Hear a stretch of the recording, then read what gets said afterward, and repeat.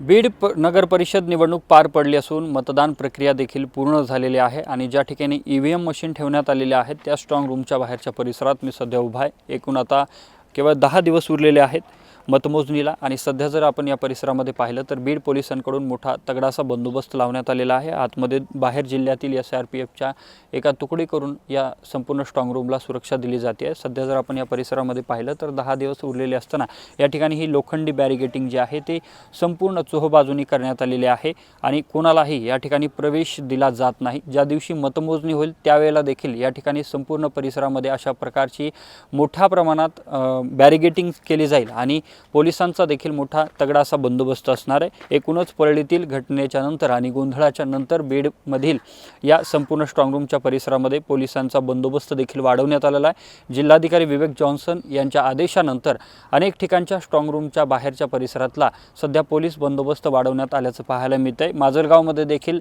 दुप्पट सुरक्षा व्यवस्था लावण्यात आलेली आहे आणि दुप्पट त्या ठिकाणी पोलिसांकडून सुरक्षा देण्यात आलेली आहे। बीडची देखील त्याच प्रमाणात स्थिती पाहायला मिळते।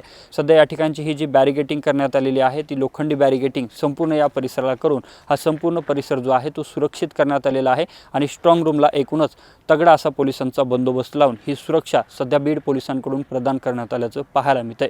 कॅमेरा पर्सन प्रमोद रोमनसह मी अशोक काळकुटे, TV9 मराठी, बीड।